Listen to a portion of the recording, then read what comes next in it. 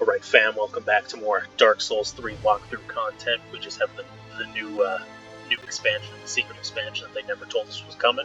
Throne of Eldraine, Dark Souls 3, Throne of Eldraine. So we're just going to get into this expansion right now. Alright, I would love to purchase this item. Alright, a pretty good place to start. I've done one best of 3 draft of traditional, or one best of 3 draft of Throne of Eldraine. It didn't go great. I was in Boros, and it wasn't really good Boros, and I played a couple food decks, and they just out-healed me, and it felt kind of bad. So I kind of threw some gems into the void there. So, hoping things go better, and starting off with a questing beast is going better, that's for sure. Hopefully we can see a lot of green open, because questing beast is such a strong card that you always want to play it if you can. So, looking in pack 2 now, we have an Order of Midnight, which is quite a strong card. I mean, a 2-mana 2/2 flying is great, even if it can't block, and the fact that later on, if I get it, it's got a Gravedigger-like effect is awesome. Scorching Dragonfire, obviously really, really tight removal. Other cards in the pack. I don't think Flaxen Intruder is that good. If you have like some Lucky Clovers, it can get a little silly, but I think on its own, it's not good enough to take pick 2 here. So it's mostly between the Order of Midnight and the Scorching Dragonfire, and I think, personally, I'm going to take the Order of Midnight. Yeah, I just think this is a really strong card, really good effect. Okay, well, we have a few things here. We have an Oakhame Ranger, which is a pretty strong card. We also have a Searing Barrage, which is a really excellent card. Nothing else in the pack is really that strong. I'm not a huge fan of like Cauldron's Gift. I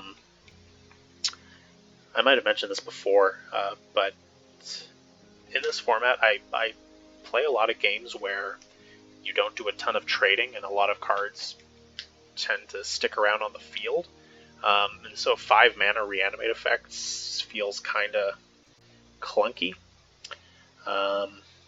It's not terrible, but I don't think it's as good as Searing Barrage, which is great removal, and then or Oakhame Ranger. Oakhame Ranger is an interesting card. If we played mono green, possibly, Oakhame Ranger is definitely playable. Searing Barrage might be a little more likely to get played. I think I'm going to take the Barrage over the Oakhame Ranger because I feel worse about letting removal go than I do about the Oakhame Ranger. And again, if I'm not, in green, white, or green-white, I probably won't play this card. So I'm going to take this card here. Searing Barrage here. Oh, that's a pretty late turn into a pumpkin. And a pretty late second Searing Barrage. 4th pick. I don't know if this means blue is kind of open. But the Searing Barrage is certainly good. And considering it's in a color we already have, I'm happy to take it here now. I don't want to get into my 4th color right here, even though the turn into a pumpkin, I might prefer it over Searing Barrage, but I don't know. They're probably equivalent. It's just kind of like a nice bounce spell that replaces itself versus actual removal that can sometimes, or oftentimes, honestly, burn your opponent for 3. Oh, got a few cards here. Wintermoor Commander is pretty strong. If you're in white-black, which we are not so far. So Tiny, of course, a good blue card. Merchant of the Veil is pretty strong and usually a sign that red might be open. But Rosethorn Acolyte is also quite good, and I'm happy to have this card. The 5th pick here.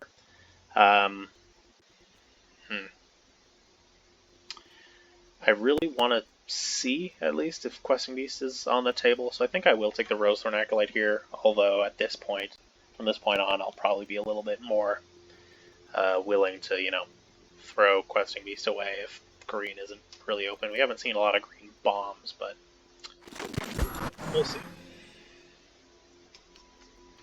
Not a ton of good cards here. Elite Headhunter is pretty mediocre, honestly, for how tough it is to play. I'm not a big fan. 4 mana for a 2/3 Menace is fine.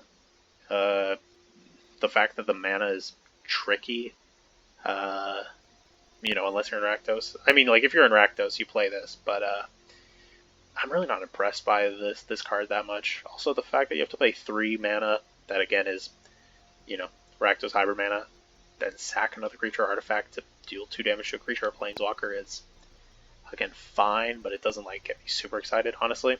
Just going to take the Rosethorn Acolyte here. It has good synergy, you know, with, you know, Questing Beast has double green, so in a Nightmare scenario where on turn 3 we have 2 of our 1 color and then green. It helps us with Searing Barrage because it can help us Adamant, like, you know, and again, I want to take green. I got Questing Beast, so I'm happy to play green. And then no green. Overwhelmed Apprentice might be a sign that blue is open. The blue mill deck is obviously great. I'm not too interested in playing Red Cap Raiders. We do have a few non-humans, but I think I'll probably take this here. If you know, if we don't see any more red for the rest of the pack, maybe we switch over to a green-blue deck. Not sure. But I think here we will take the Overwhelmed Apprentice, because Red Cap Raiders isn't really as interesting. Okay. Well, it looks like we got a fair bit of red. Ogre Errant, I think, is the best card in this pack. I'm not too hyped about playing this if I don't have a lot of knights. But I mean, a 3/4 isn't heinous. Certainly better than most of these cards. Although, you know, the Ember's Paladin works well with Ogre Errant, but Ogre Errant's the pick here. And it looks like red is our color, so. Okay. Don't really have adventures other than, well, I guess we have Rosethorn Acolyte. I guess probably, you know, it's 2 mana, 2. It's fine. We might be a little bit more aggressive if we're in, like, red-green. Let's just say goodbye to these cats. It's a pretty young, youthful knight. Weird.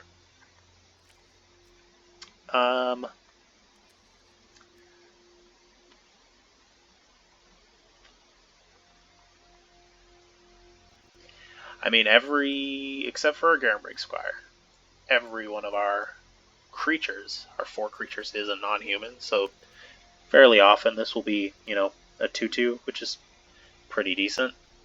I would like Forever Young because it's the best card in the pack, but it seems like we're seeing green and red open mostly. So we'll take the Wildwood Tracker here. Nothing really good. Hengewalker is probably not going to get played unless we're extremely green. Gingerbread Cabin. If we're mostly green, that could be fine. Making food is a pretty big game. Probably not going to play either of these. Although we only have a little bit of, like, red, so if black is super open in this pack, it's possible, but we'll see. Shit. Okay. A lot of good cards in this pack, and none of them are really in our colors.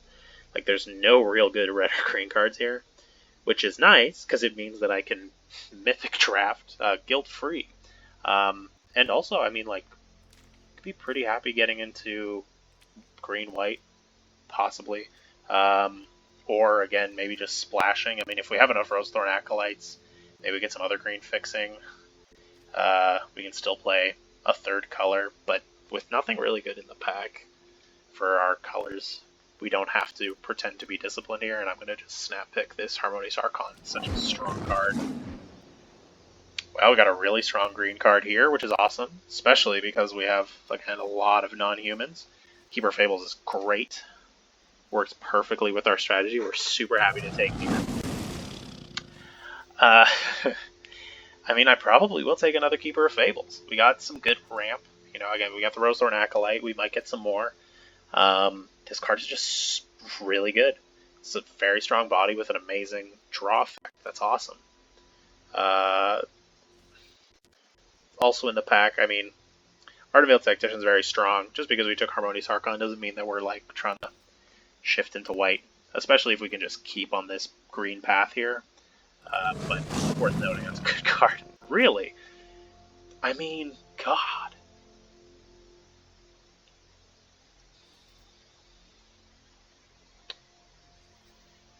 It might be fine in 3s. I mean, we have a lot of ramp. We have 2 pieces of ramp so far. Probably get some more. We're not sure if we're going to end up in, like, white.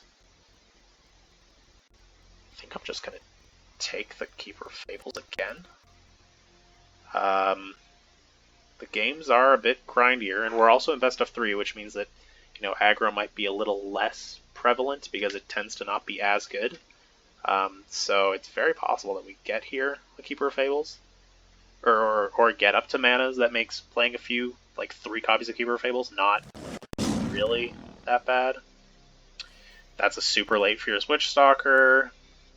Very excellent. Other cards in the pack of note are Golden Egg for us, probably. Not super keen on Rimrock Knight. I mean, it's a fine card. If Fierce Witchstalker wasn't there, I would consider it maybe equal in my mind to Golden Egg right now, but not totally sure. We have, you know, a fair bit of double pip cards if we don't end up like mono green, and for that reason, Golden Egg might be better than Rimrock Knight, but Fierce Witchstalker is better than both. And wow, we have some very strong creatures so far.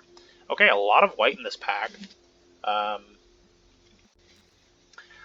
do not necessarily think we have to cut all of our red. We might be able to just play Searing Barrage off a splash. We'll see. But for right now, I think I take Lonesome Unicorn here. I think it's a good card.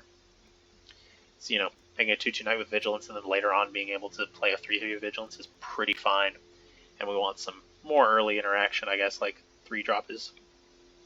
We're still doing stuff. You know, Harmonious Archon does kind of make us want to play white if we get enough of it.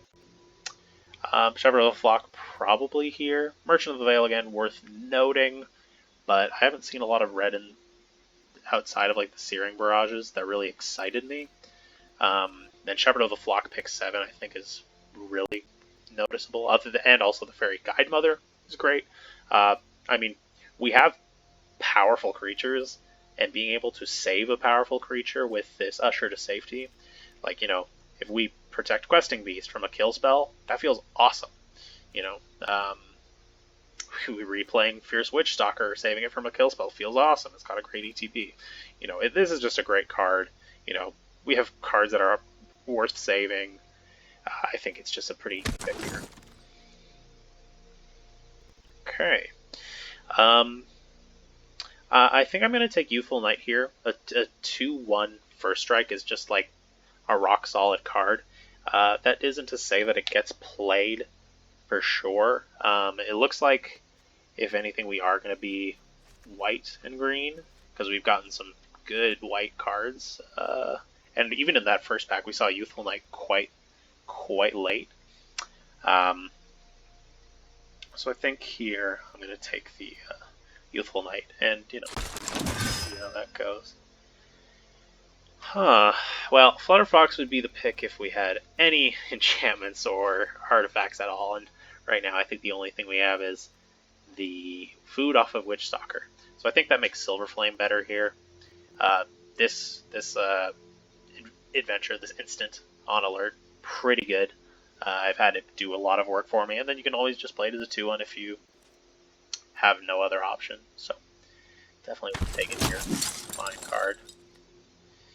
Well, we're not really in any of these colors. I don't think we'll play Fortifying Provisions.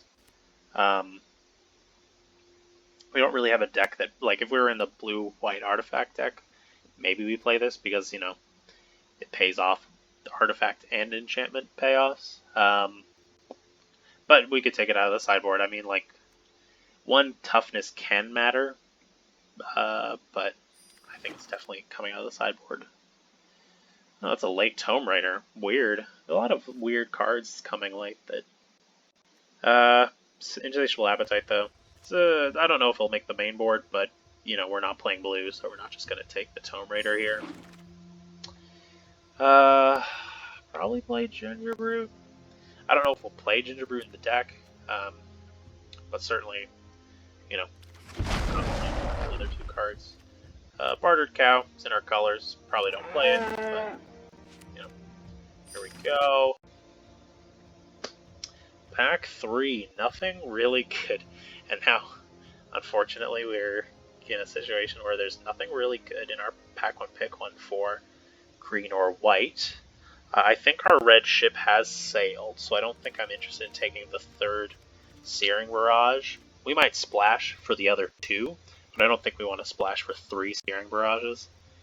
So I think in this case, just going to take the rare again. This is, ironically, in best of 3, where I'm not willing to rare draft at all, because, you know, the stakes are a bit higher, and if I want to kind of take every percentage of power I can, this is the pack where, or these are the packs where there's just nothing in my colors that I want. And they're all so mediocre that I'm just like, okay, I can go rare draft. Fine, you push me. Oh, a tough pick between Sire Allen and Help Muscle. Help Muscle's really good in our deck because we do have a lot of, like, bigger creatures. You know, putting a +1/+1 counter even on a 2/3, making it a 3/4 can do some good trading, especially if we get Adamant, you know. Fierce Watchstalker, you know, getting it on these bigger creatures, forget about it. Sire Allen is just amazing, though. That being said, we have almost no removal. Operating on the assumption that we don't splash for our Searing Barrages, we have no removal. We have Combat Tricks, and those are not great.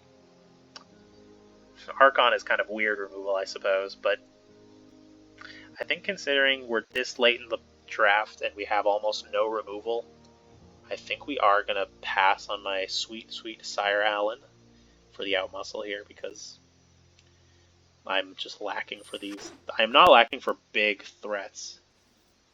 Catalyst Transformation. I haven't played this card. I feel like it's not as good. I mean, the fact that it draws a card is nice, admittedly, and it replaces itself, but...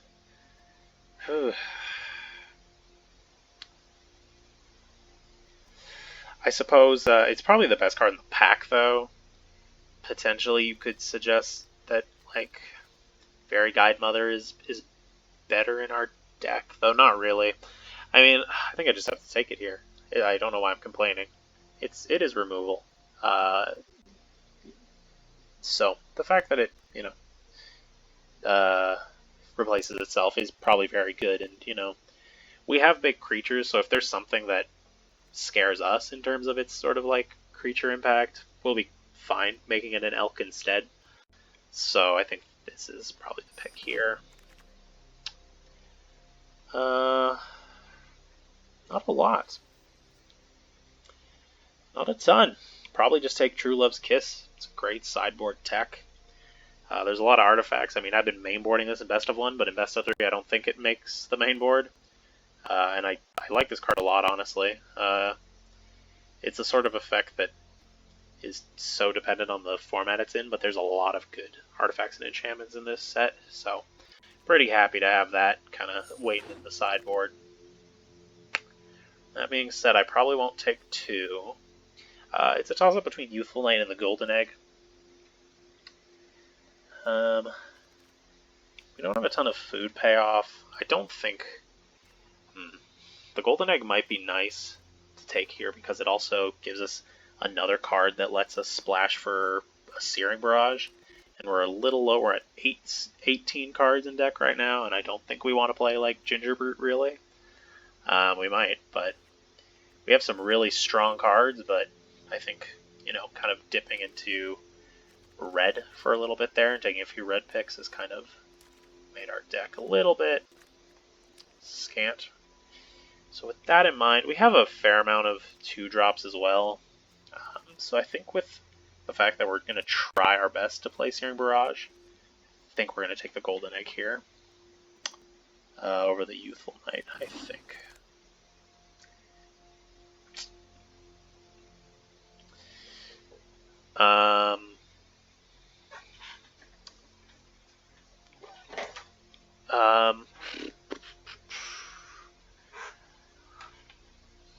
Yeah, it's it's been good.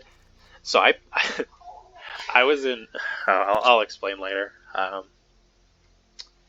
Right now, Sorcerer's Room is kind of a food build-around card. We don't have a ton of like food generation in our green. We have it in Fierce Witch Stalker, and we have it in Gingerbread Cabin. Oh, also I have 3 copies of. So I'm kind of not that interested in taking the Sorcerer's Room. I think I will take Return to Nature out of the sideboard. We don't have like we have a lot of adventures for Garenbrig Squire, but Garenbrig Squire is a more aggressive card for the most part, and we're in a deck that has like Fierce Witch Stalkers, Questing Beasts, Keeper of Fables, Harmonious Archons, so like I would much rather have like some extra safety in the sideboard if they're like a Knight equipment deck that just Voltrons up something. Yes, this is best of 3. So I think Return to Nature is probably better than Garenbrig here. I think I'll take Fairy Guide Mother. It's like a strong, you know. Again, it's a more aggressive card. Maybe it is Prized Griffin. What's our curve looking like right now? We have a lot of 2-drops. We have, I mean, I don't think we're like currently through our triple Keeper of Fable greed like at a point where we're gonna get nothing before turn 5. So I think taking the Prize Griffin isn't the worst thing here. Although that's a 5th 5-drop, and I'm not super excited about that. So no.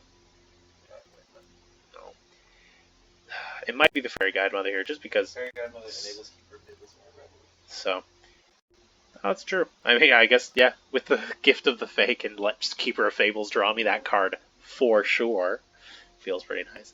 And also, just being a cheaper card, I think we want it over our 5th 5-drop. Nothing really that interesting. Righteousness might be a pick for a sideboard card because, I mean, if we're on the defensive in a matchup, like, it can, you know, guarantee that a block definitely eats whatever's attacking. So, yeah, we'll do that. Nothing really. I don't think Beloved Princess is that good. None of these cards are particularly good. I'm currently trying to decide whether I would more likely play a Beloved Princess or a Wolf's Quarry. Both cards do not impress me. We don't have like Beanstalk Giants. We have 2 Rosethorn Acolytes, so we don't have like a ton of acceleration. And is this what I want to be doing anyways with that mana? But the other thing is, like, I just picked a 1-drop. Do I want a bad 1-drop? I don't think either of these cards make the deck. But I have 2. Hengewalker, I don't think Hengewalker's. I would rather just do a 2-drop and a 1-drop than play Hengewalker in a deck that probably won't cast Hengewalker for Adamant, which is our deck. Probably. It looks to me evenly split enough that I don't think it's going to be a sure thing. But it is probably equally as good as, and by that I mean equally as bad as Beloved Princess and Wolf's Glory. So we'll take it here. Maybe it makes it. Who knows? Couple good blue cards. Take Lover Princess now. Take another Fairy Guide Mother. Fine with that. Fine card.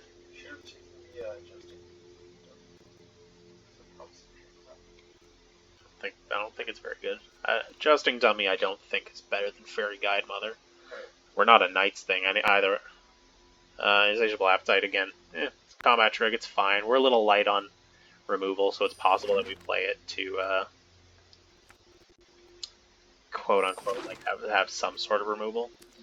But I think what's more likely is that with the cool. Excellent.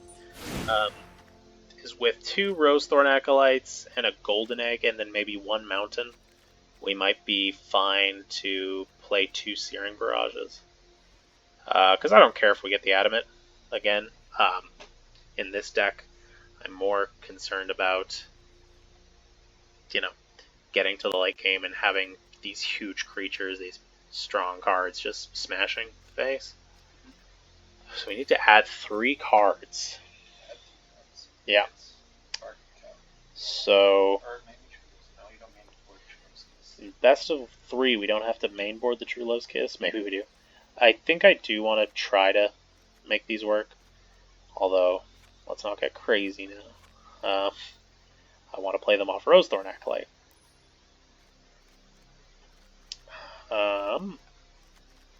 14, 15, 16, 17.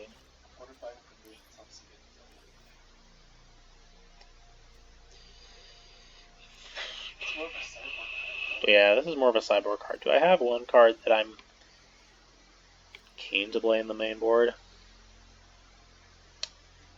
Maybe Insatiable Appetite. Maybe Hengewalker. I don't think so, though.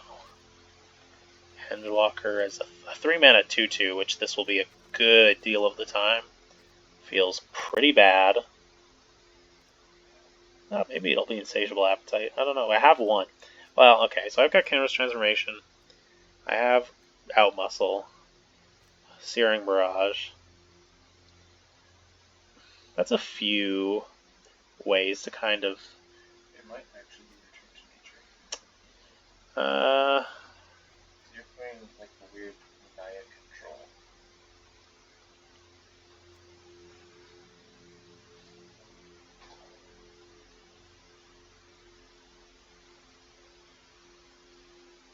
It's either that or like... No, it's not going to be Ogre Errant. I do not want to be playing any more red than the Searing Barrage. I mean, 1 Righteousness is no? No. Righteousness is only good if I'm on the defensive. So if you're on the draw? Well, more the matchup, but there'll be a lot of times when I just don't. Maybe there's Insatiable Urge. Try Insatiable Appetite. It's removal early game. Gingerbrute, man. I mean, this card is probably okay. Probably good enough in our deck. It has synergy with the non-human stuff, so it's got, synergy with the Wildwood Tracker. It can, it can be a really cheesy way to enable Keeper Fables if I am stalled out for some reason. And then everything else. Yeah, that's true. And so does Chimera's Transformation. That's also true. No, because it loses all abilities. So Canvas Transformation is very good because it just makes it a 3/3, which I don't feel great about. Because I cannot make it unblockable anymore. So, it might be fine. I think it might be fine. It'll probably be like one of the first things to come out in sideboards, depending. Right, but we have a lot of good sideboard tech. I mean, we got Flying Hate, Artifact Hate, more Artifact Hate. We have, Aggressive Hate. We have their creatures are almost always the same size as ours hate. I think we have very strong sideboard options, and I think that our main board is, while we didn't get like a ton of outmuscles for like removal or like white removal even, think we still got there, so I think this deck is pretty decent. What should I name this deck?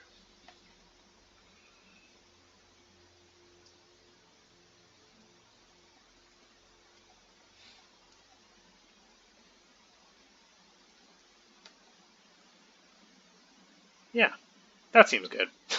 You could also call it Never Punished.